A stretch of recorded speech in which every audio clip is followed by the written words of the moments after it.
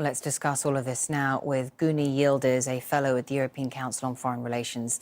Thank you very much for coming in to speak to us. So, in the last 2 weeks, you were in northern Syria and you were in Raqqa less than 2 weeks ago. What did you see there? I went to the city center where ISIS was surrounded, and I saw the Raqqa, the headquarters of ISIS, which was in National Hospital building.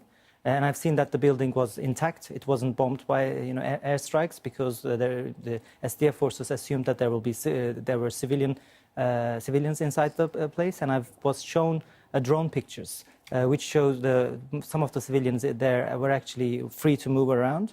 So they weren't held against their will, apparently. So they might be ISIS, the family members of ISIS fighters. And so now we're hearing that a deal is being negotiated by tribal elders to allow the last remaining ISIL fighters to leave with civilians as so-called human shields. What more do you know about this? What is your assessment of this? And really, how quickly is it likely to all be wrapped up?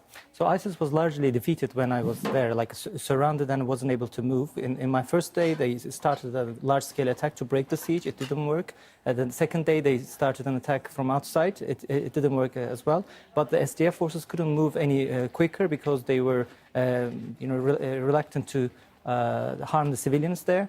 And today I spoke to the Raqqa Civilian Council members who told me that it wasn't them, but it was the tribal leaders of Raqqa and dignitaries have negotiated ISIS and trying to persuade ISIS to leave the city with the civilians and to release them when they feel secure. And so now that the city has been wrested from ISIL control, what are the challenges in terms of fully securing and governing it?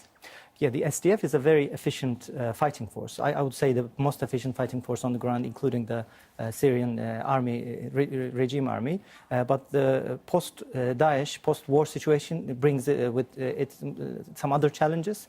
But I've also been to different Arab majority towns under SDF control, like Tel Abyad and Manbij, and I've seen the population of these towns were increasing. So people feel secure enough to go back to their old towns. Actually, many tradesmen from Aleppo are moving to Manbij, for example. And the security, in terms of security, there are several security agencies. Like there is SDF, there's YPG, and there is Asayish, the local police force, and intelligence forces, and lots of informers. Does that create some element of confusion and chaos in itself? I think these different agencies checking on each other, and you don't necessarily see lots of people with weapons on the street. You generally, for example, there are traffic police officers who don't carry guns, but apart from that, you don't necessarily see. How much communication and coordination between them then? There's, all the different areas under SDF control is linked to Syrian Democratic Council. And there is also an underneath that Northern Syria Democratic Federation, and the coordination is that there are different autonomous areas which have a coordination body on top of them, and security agencies and YPG and SDF also has their general command.